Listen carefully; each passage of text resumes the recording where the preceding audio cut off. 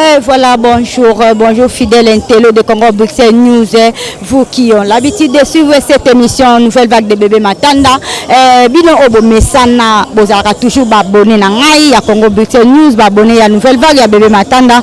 Wana to kiti lelo na kati ya base ya IDPS na limité 10e ri et pas yoapi bazo commémorer signature au président de la République Fati a retiré qui na Genève.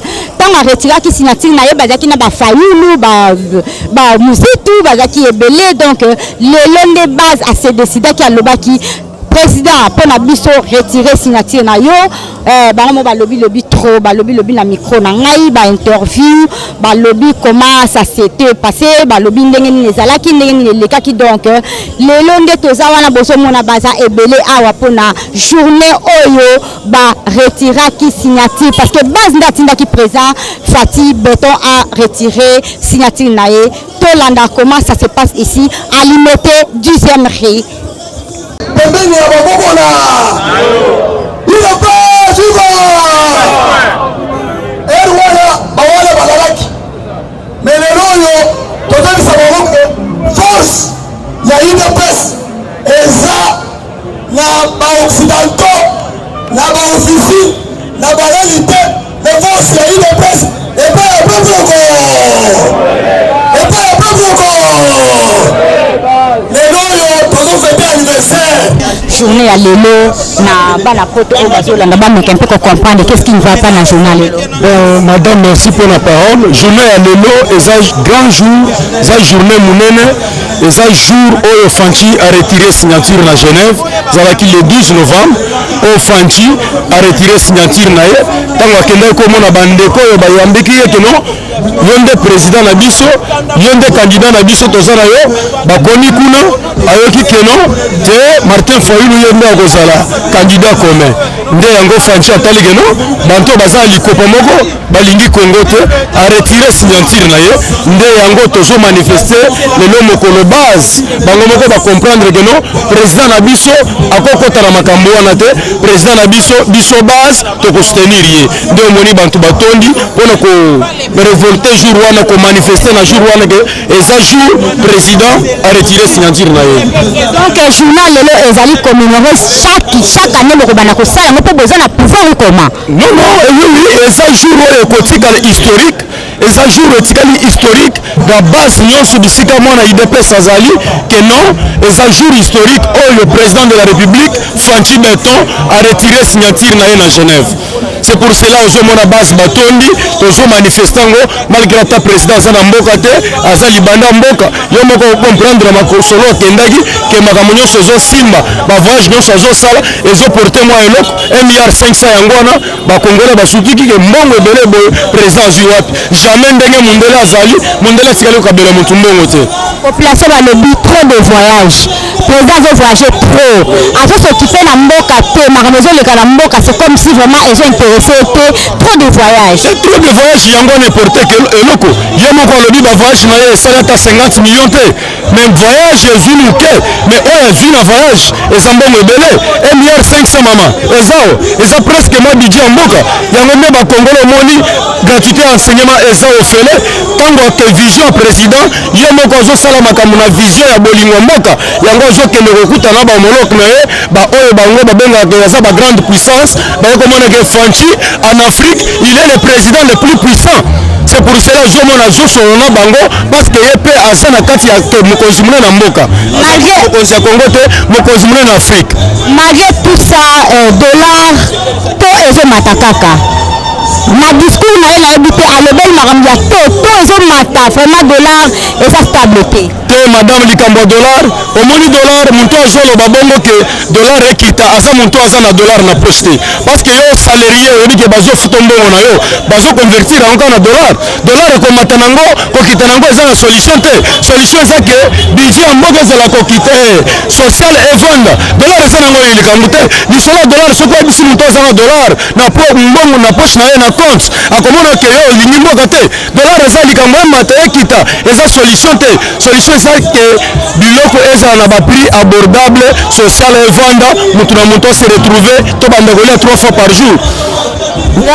Nazasir na Fanchi nazasir ke non ndenge Fanchi kozonga na ye awo bona ne boko fete na bino nyonso kitoko journaliste ko se retrouver combattant IDPS se retrouver mutu nyonso banda kosala misala moni eza na mboka te ba investisseur bazoya sikoyo mpona koinvestir na mboka na biso ezalaki ya mbandone mboka ezalaki na mbarko ya munene. C'est pour cela ozomona azo voyager mpona peuple congolais mobimba ba se retrouver embarko tozalaki na ngombe yango Fanchi alongoli embarko alobi ke non social evanda bakongolais bana ko voyager pe koyeba ke est eza ya biso onyaki pe na est omoni pe ba pomme de terre olebo bakofutira est omoni pe ke non minerai te ezalaka na est omoni yango lelo congolais avandika na Kinshasa ayebi est te wana oyo azobanga bitumba yango wana kosila na est eza tout d'abord makambo minene Fanchi azosala oyo etikali kosalama na Congo te yango nde bakongolais nyonso bao baza na poto bazosepela yo moko moni na entrée na ye na salle lobby erisi ke bakongolais bazokota ngire bantu bazokota na classe mpona komonaka président discours azosala mutu aza aimé par Dieu aimé par son peuple. La voix du peuple c'est la voix de Dieu yango ozomona kinya ezokota na est bapesi Fanchi beton Fanchi aza beton mpona nga na kobakisa pe ke non beton bakobuka yango me Fanchi aza mopepe parce que mopepe kote ezouta na kote ezokende kaka nzambe ye moko ayebi moyeba resir Fanchi na makita na bango wana eza te bokomi kobunda bino na bino FCC IDPS bitumba eza vraiment mwa makasi bokomi kotumba bafoto bokomi kotumba foto ya Kabila foto ya président Fati nazo comprendre pe population balobi eza nini te madame Kabila aza lisusu président na mboka oyo te baoyo batumbaki foto ya président na Lubumbashi baza bantu moko ya PPRD toyebi bango eza bantu balinga président te kotumba ya foto tout d'abord baza na etumbu munene. C'est pour cela biso tosali Fanchi asalaki oyo elandamisi na constitution soki président aza na majorité na parlement te akosala coalition ntango coalition tosalaki yango pour le moment oyoki ke basuspendre réunion nyonso na bato ya FCC na cash réunion kozala lisusu te. C'est-à-dire bango ndenge baza wana baza na kati ya koreve bazolela nazokama ba grand professeur ya mboka bato minene me bazozanga mayele devant Kabila. C'est-à-dire Kabila ayesaki bango biloko mosuku boye oyo keno bango bakobanga ye te jusqu'à présent bazobanga Kabila mpona nini bango nde bantu wana bakolanda Félix basi bacomprendre ke non Kabila il préfère partir au passé ndenge eza wana nayebi ke bonane na ye ya suka yango oyo bana mai bakongolais balanda bie ke bonane ya suka Kabila eza oyo ezoleka Kabila ko prendre congolais moko ata iluksolo moko te tozokama bao bazoloba akozonga na 2023 akozongela nini asali ya malonga na Congo akozonga mpo chaker na est achanzala na Congo te mama bao bazotumba foto ya président mutu wana aza module ase module tout d'abord na bao bakomande ya kotinda ye tozolandela bango toyeba bango tokoidentifie bango nyonso. Merci beaucoup. Merci madame. Okay. Message pour la journée à lelo bato ba Holanda bino ba comprendre journal lelo zani. Bon napesi merci pour l'opportunité pesi na pour le dossier ya presse na yo na luka na koloba pour la journal lelo. Mama oyebi la kati ya mboka oyo babelelaka indépendance mais indépendance oyo babelelaka biso na mboka na biso oyo totikalaka komona indépendance wana te. Donc la véritable indépendance oyo wapi biso toye kozwa eza nde journée ya lelo oyo wapi date oyo Félix akendaki koretire signature na ye na kati ya Genève na complicité ya bakongolais mpo baluka kotrahi RDC.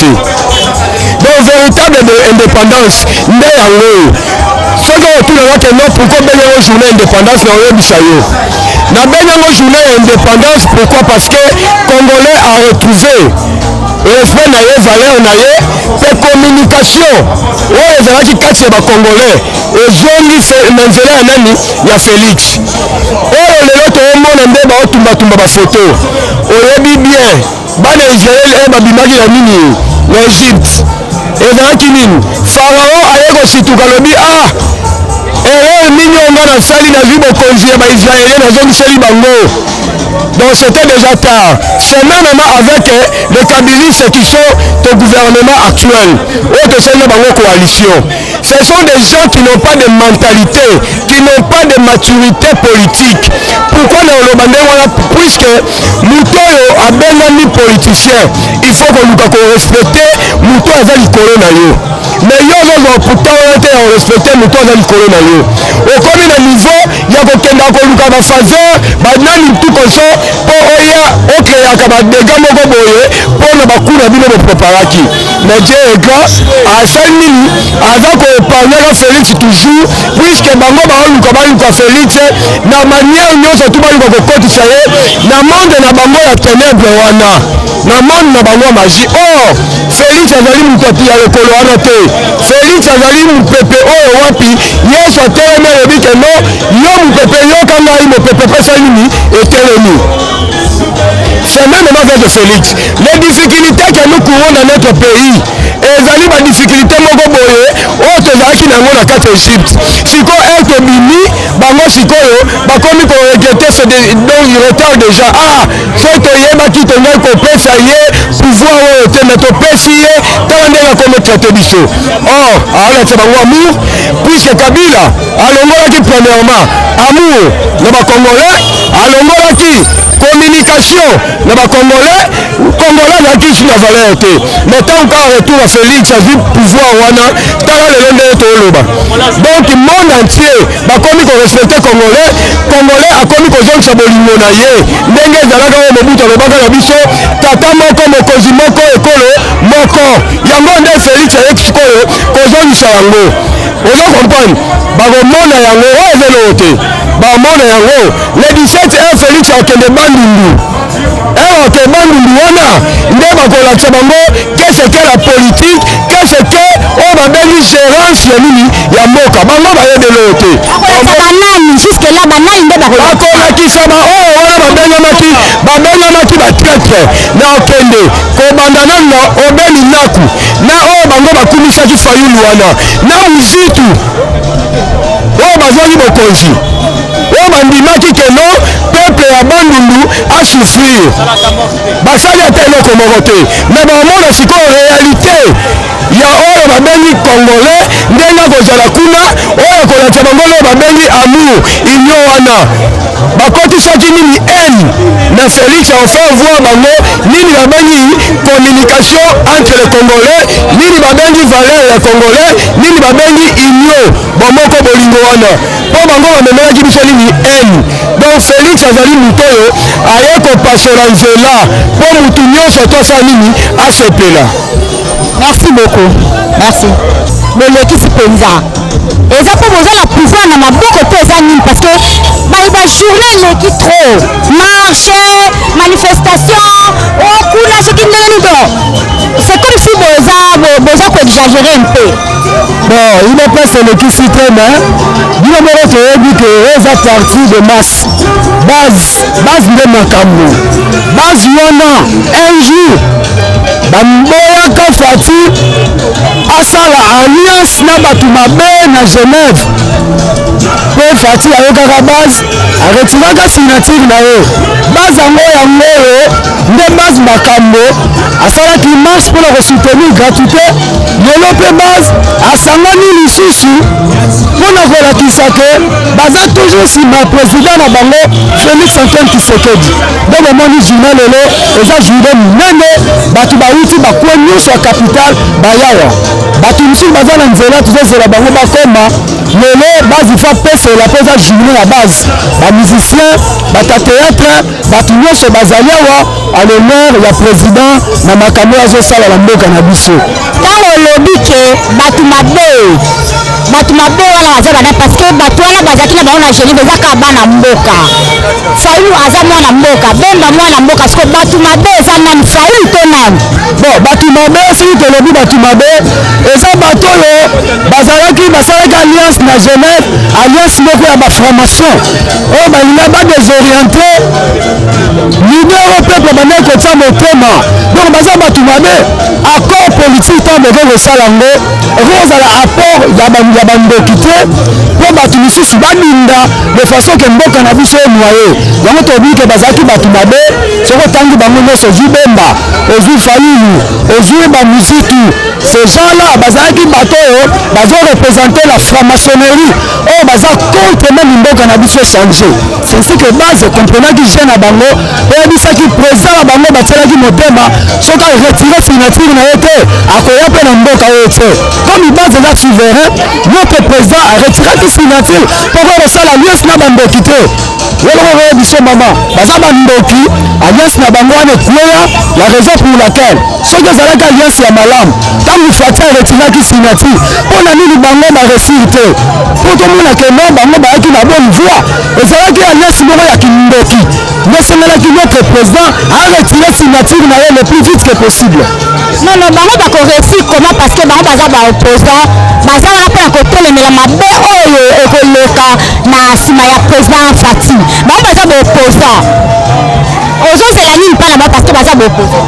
Bon maman, il faut te clarifier makambo na Congo ce n'est pas n'importe qui akoyola étiquette ya opposant opposant na mboka azala te seule opposition ezala na mboka celui de PES la raison pour laquelle tobeti 38 ans pour chemin moko le plus difficile kolongwa awa na limité pour kende parler de la nation tobeti 38 ans de marche ce n'est pas que non dans un mois yo libenga opposant opposant basopposer na nini bazalaki baopposant te mais baa baopportuniste baza baferiste bayaki nde na monde politique mpo basenrichir comme base retrouve te ndozomona distance na bango eza te maintenant ou baza wapi na minute oyo baza nulle part parce que l'opposition eza te. Merci beaucoup, merci président, merci oyo bango basalaki yango tokalifiaka ti lelo eza coup d'état politique c'est-à-dire quoi bandeko oyo tozwaki bango balaki maboko esali te toyambi bango na ndako na biso tokotanga bakombo na bango ebani liboso toyambaki moko na 2011 eyalaki ndeko madidi toyambaki biso na 2011 na UDPS awa ntango basali bandeko naye balaki kuna po bandeko kogere masumu toyambi ye bato babike toza flexible toyebi bon biso toyaki bana mboka Etienne Tshisekedi abaki na tshisekedisme ali eloko moko tobengaka fo kolimbisa congolais mpo tokende liboso nde tomemaki bandeko na biso me bakomprenaki te nazoloba journée ya lelo ngai nayaki na mai na miso omoni miso emonaka lisuki ete mpo bagaz lacrymogène eyambaki biloko ebele mokolo ya lelo miso yakosala nga mpasi me nabaki tokoki kotika te komba oyo biso tobundaki tosakrifie vi na biso na bayiniki tokomi kotambola ya kobombama mpona kotanga bakelasi ebongo groupe ya bato moko bautaki kokogere ensemble baya kodétruire komba wana mama kokanisa te ke bazo ali komona oyo ezali mbala ya liboso te tobaka mpe na Etienne Tshisekedi bazala premier ministre te ayokaka ozomona oyo toali ezali lokola jurisprudence aussi ya UDPS kasi toyei koloba na jeunesse congolaise en général et de l'UDPS en particulier basapproprier na histoire oyo eyali histoire ekotikala marqué na histoire ya monde. Aucun parti politique, je le précise, avait combattu comme l'UDPS. Mandela simbaki mandoki, biso simbaki mandoki te. Bapesaki biso kaka bravoure na biso détermination. Yango omoni ememe biso ti lelo esika toali. Kasi na bandeko bato rejoindre biso l'opposition. Ils devaient apprendre auprès de nous comment faire de l'opposition. Mais ils sont devenus de donner des leçons et voilà les conséquences ya nini opposition ya lisusu te. Bon moto pe de kopesa kitu ali komona ete. Nani oyo akoki kozwa lisusu détermination so daki na mama. Opposition exactement bokomi FCC UDPS bokomi na opposition. Bon biso toali na pouvoir maman. Biso toali na gestionnaire. Pouvoir na bozo soit entre vous. Non, na politique oyo bango ke toali na église te balobi ya lelo ya men. Pour bango. Au même si il confie la gauche, non pas la zone ici la droite. Ça c'est la politique. Au moins que tu ne comprends pas la science politique, tu peux discuter autrement. Mais nous, je te dis, Etienne Tshisekedi là-bas, ils sont dans la politique, sans du mot à Bétio, il y a besoin de c'est politiquement. Sans violence, parce que violence n'a pas lié à la parole. Autrement qui état de droit. Violence n'a pas lié autrement qui te gérer la malheureté. Et violence n'a pas lié pour la 13 parlementaire. Oh, bah, je sais à ma belé. Non, oh, bah, j'allais vivre le lot. reconnaître pas la biso que to récupérer qui commande à bango to négliger qui yango te kasi to kokende nango jusqu'à ce que to komana instauration ya état de droit total na mboka oyo. Maman Kokasa ta bitumba na mesili na silité. Merci beaucoup. Merci vraiment. Oui papa. Okobakisa mine pour opposition vraiment na kati na bino na mesilité. C'est comme si boza kaka boposane, pourtant boza na pouvoir na maboko. Maman opposition, mentalité ya esprit opposition na mutu na biso mesilité. Pourquoi? Mboka batu nyonso nani bachange mentalité te. Antivaleur baza ebele nde tozali combattre tout en étant au pouvoir. Tozo combattre ba oyo bazali bandi ya pouvoir ba antivaleur wana tozo continuer combattre bango ti tokovandisa mboka na état de droit. Moto ayeba que l'état c'est l'ensemble de tout le monde. L'état aza na biloko na ye, l'état aza na miboko na ye. Il faut chaque individu oyo azali constituer l'état et la nation congolaise à se soumettre. Lelo tozali ko célébrer anniversaire ya victoire ya d'unité ya congolais sur les antivaleurs. Mboka ezalaki beaucoup infiltré par les multinationales en complicité na ba prédateurs nationaux net bamuzito bakatumbi qui ne sont même pas forcément congolais mais qui sont congolais de fait. Bamuzito Fayulu Baminaku Shadari, ce sont des opportunistes. Bayebi politique mais bayepo ba piller pays. Le nom congolais a la fierté. Le nom congolais a respecté partout dans le monde. Pourquoi? Parce que base oyo ya IDPS et la question que vraiment IDPS azakana bolingo, azakana souci ya mboko. Le Congo c'est notre butin. Le Congo c'est notre partage. Tokobe bisango po tokende lisusu wapi? Merci beaucoup.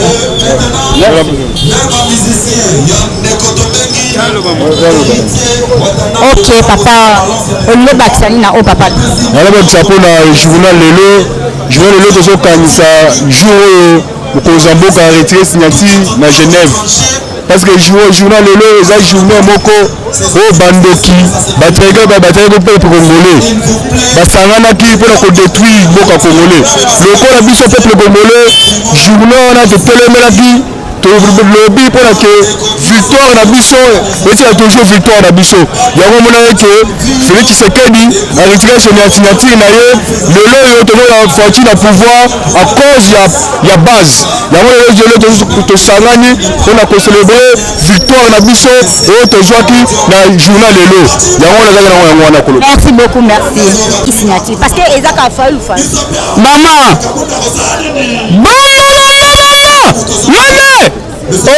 Bitakura IDPS grand mobilisateur soyebi Bitakura na IDPS te oyebani te atoza diaspora soko oyebani te awa bayebi yo te mais lelo nazopanzela bango liboke ya oyo bandeko bavandi lelo ya susi ya Genève. Na Genève wana ezalaki kokende kobeta lisolo ya mboka na biso ndenge bateka bango.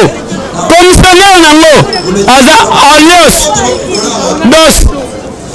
Dos wana ya Afrique du Sud tala na mbo étranger a dirigé bopoza na biso ya RDC apesa bango loi yango wana mama tozalaki na susi makasi lelo ngai na pangisima ya miss oyo nayaki nango nazo raisonner soki mboka na biso Congo Andos wana azalaki wana bazwaki yango tolinga kozala ndenge nini enozala deuxième Kabila lelo wana soki nana ya mboka ngo Andos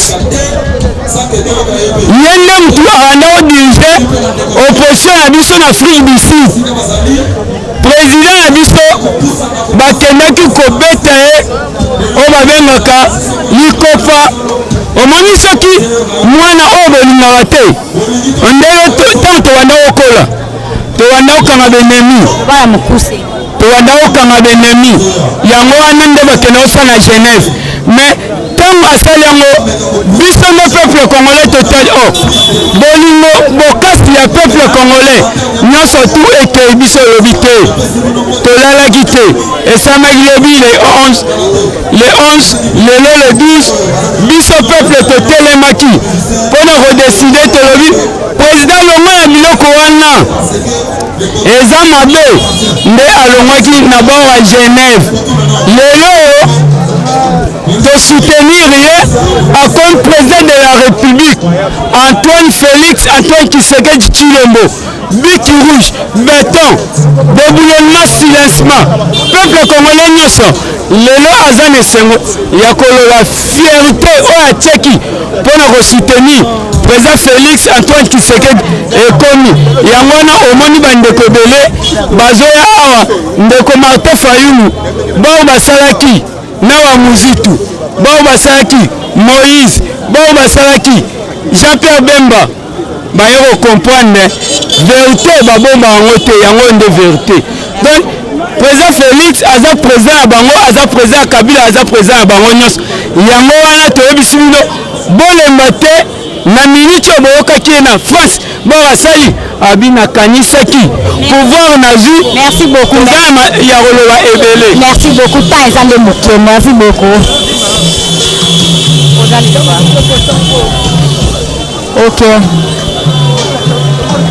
merci ndeko journaliste na maloba oyo opesinga na mokolo lelo bino moko bozomona ndenge bakombata batondi c'est-à-dire eza mokolo moko ya victoire eza mokolo moko oyo biso base ya UDPS biso peuple congolais mobimba to se décidaki ete Félix Tshisekedi Tshilombo l'autre mokili mobezo benga béton présent reconnu na monde entier azwa signature na ye a retiré na complot oyo ezalaki na Genève oyo ndeko Madidi Martin na baninga na ye Jean-Pierre Bemba na Mozito bayaki po ke bacomplote contre président Félix Tshisekedi lelo alakisi bango to na mokili mobimba na monde entier ke azali président oyo nzambe atindaki mpo na peuple congolais yango bomoni lelo victoire wana oyo lelo Félix aza nango na sommet de l'état ezongi epai na biso base donc ezolakisa lelo base eza puissance donc zanga nyonso mekozanga base te oyo tolobaki yango Félix ayokaki biso kino lelo ememi yo na bokonzi donc omoni bareconnaître biso na mokolo lelo mpe toto célébrer journée oyo merci ndeko journaliste na maloba opesinga merci beaucoup merci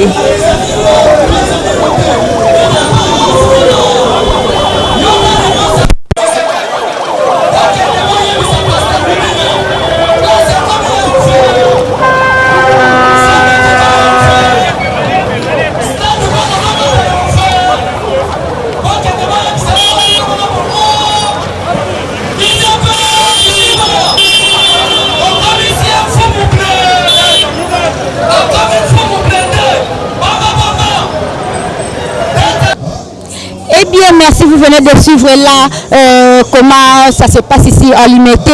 Vraiment, Naïbi Kebe Sepeli, interview Boyoki quand même comment journée et Zali pe journée ndenge eleki. Vraiment, abonné tout ya Congo Bruxelles News, abonné nangati ya Congo Bruxelles News, na possible bambote belé wana toza en direct na kata Limité 10e rue et pas wapi masolo ezali et pas wapi feti ezo le cadeau qui bata IDPS base ba combattant bango tout baza na fête awa bazo sepela vraiment journée oyo président de la République a retiré qui signature na ye na Genève donc komi bongo kokoma na suka ya émission na biso donc moi na base moko azawa aligné à clôturer na émission donc bonjour malgré tout la suka ya émission zandenge masolo azo le kandemi une seule fois na vie ya ba parti politique ba ANC na wotanga ba parti mususu te na yebi yango te pona chango yebana te ya ba Madidi Martin mais une seule fois na vie la masse na so na tangi na sala église donc une seule fois na vie la masse a eu raison et c'est la base de l'UDPS. Journée à la journée où tu veux commémorer libération du Congo, pas indépendance. Indépendance à le 30 juin, mais le 12 novembre, et la libération du Congo. C'est-à-dire que Botoli Moka Ozomona Namaboko à dinosaure.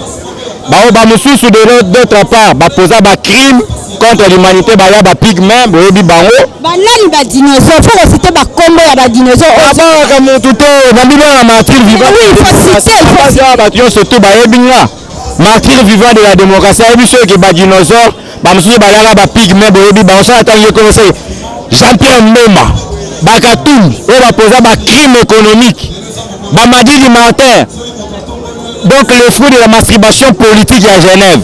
Vous pouvez comprendre. Donc, bangonde basala que basala quand complot contre la République le 11 novembre 2018 et le 12 novembre 2018, basé sur se soulever Torobik Samboka oyo yango wana Tobiki Simboka.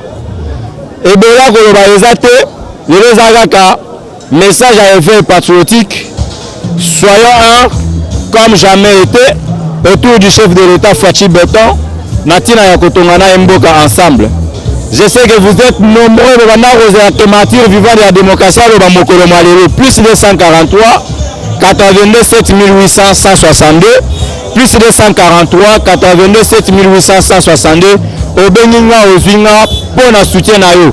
Tout ça, la marche, Moko Nazali, pour la pouvoir, quand même, attitude, il y a bateau, pouvoir. Quelle attitude? Tu ne vois pas que je respire le pouvoir. Au moins, tu tires dans la nazala, tu es bien nazaka, mouilou makasi, ça la termine la caméra, tu vas salir de la télé. Maintenant, au moins, je respire le pouvoir. Tu vois, encore la bif, la bawana, oh, tu mets figé un chef de l'État, Mouyej, il y aura dans le combat, Moutou Congolais, Azara, Komouan, Mouyej, Mangej, Mas. Quand même, merci beaucoup, merci. Mais comme on a sur la émission Nouvelle Vague de Bébé Matanda, là vraiment, le président de la République a soulevé point qui est boya vraiment qu'on travaille dans Mboka, boya qu'on investit dans Mboka na bino obosa ba diaspora na kati ya poto. Le président de la République a soulevé point moko malamu alobi boya na Mboka na bino boya vraiment ko s'investir na ye elongo boya ko travailler na président de la République elongo wana vraiment na considérer quelques personnes oh baza vraiment kolanda vraiment ba instruction ya Mboka na biso ba constitution ya Mboka na biso na considérer le nom comme Eric Kipopo oh vraiment aza ko soutenir vraiment œuvre ya président de la République ye alobi non alandi vraiment ba instruction ya président de la République akiti na Mboka na ye Eric Kipopo akiti na Mboka na ye aye po a œuvrer pour asala ba bien na kati ya Mboka na ye. Donc tozo senga pe ba o nyonso boza vraiment na bambongo na bino comme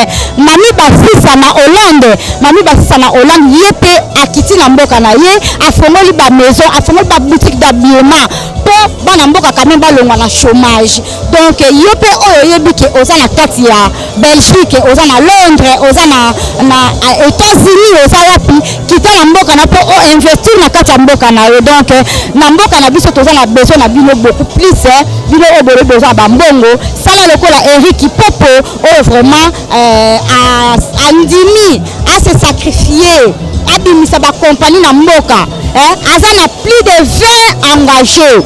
Plus de 20 personnes ont engagé dans la RDC. Donc, on a vraiment, que ça là, à l'ongoli chômage na Mboka, à soutenir le président Fatih Beton. On a vraiment fait tout le monde là. Président Blaise Bobo, on a la carte à Belgique, il peut à Salike, à Fongoli compagnie, à Fongoli site naïe, à engager bateau local à Titan qui Batita a engagé Karim Kibilou, a engagé Maman Chetou, a engagé beaucoup de personnes, plus de 10 personnes, non, plus de 15 personnes. Oh, Blaise Bobo, Azak, engagé, Oye, Azo Futa. Donc, à l'omuli chômage na Mboka, il peut investir na kati Mboka. Alors, on a aussi un peu bino misiso oboza na kati Mboka, il y a poto, et puis il y a Mindele, Bokita na Mboka na bino. Na kobosa la pété, boss Makumbu, le lion, Yope, Azana. Ferme na ye asali pour alolola un peu batu na chômage aye na Mboka na ye aye ko investir na kati ya RDC avant da kana Belgique lokola bino nyonso. Donc bambongo na bino bokita nango na Mboka pour to tambola elongo na président de la République o alobi ke on lance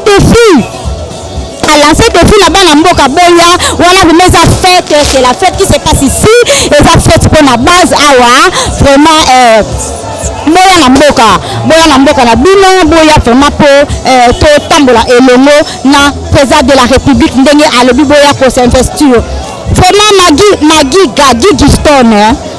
Magui Giston ma chérie na ebi ke yo posa projet au Sénat qui vraiment to sala cahier de projet pour eux qui t'appellent en mboka comment s'investir na kati ya RDC Congo yaka vraiment ko investir na mboka na yo donc ça la biso vrai bien nyoso ayebi ke aza na posa ya ko investir na mboka leka na micro ya bébé Matanda leka na micro ya Blaise Bobo azali libondance na kati ya Belgique lukaye na numéro okomona na se ezoleka wana oluki libondance Ferdinand akopesa yo ba coordonnées nyonso potango kokita na kin pour s'investir na mboka na biso oluki micro ya Congo Bruxelles News nouvelle vague de bébé Matanda toza wana pona kolanda bino bisika wapi boza ko investir sala na bino ba mbongo na bino tout ba bien na bino oyo bolibo longola mboka la biso na chômage. Je vous dis que Congolais a souffrir président de la République a sali panaye a longoli vraiment ba maman na passe ya Minerval ba maman bazo futa sur Minerval te ba maman za ko souffrir Minerval na ko futa ndenge ni bana tout ça bala ba ko motanga ofele bientôt le président de la République a lobby ba hôpital peut faire comme ofele. Donc c'est que il faut boya ensemble pour soutenir le président de la République Oazali Fati Béton. Donc venez nombreux pour vous investir dans votre pays. Donc et ça la biso vrai bien et ça la biso vraiment vrai bien. Voilà na moni vraiment mami basisa azo ko investir na mboka na ye. Bambote belé motema ya JCK Bongo, papa na Jaël Kabongo puis Aleta Kabongo, ma grande sœur propre. Toi tu es là pour soutenir ton pays, pour soutenir tes petites sœurs, pour kolongola biso na chômage yango tozo ko applaudir bino oyo bozo ya pona ko kolongola chômage na kati ya RDC. Donc wana ceux qui bomoni émission nouvelle vague de bébé Matanda et comme pour évoluer petit à petit na bokasi ya Eric Kipompo vraiment azo soutenir biso de loin ou de près donc ceux qui bomoni to comme kokoma na suka ya émission na biso toza na kati ya base wana vraiment ça me fait du bien parce que base baza wana balobi que président de la République bango nde batinda ki ye de bango nde ba commissaire président de la République la kati ya RDC parce que ayokaka base. Donc bien merci beaucoup à toi Titan ya kobimisa ngai na kati ya Congo Bruxelles News. Je te remercie Titan, merci beaucoup. Nous sommes arrivés à la fin de cette émission. Ciao.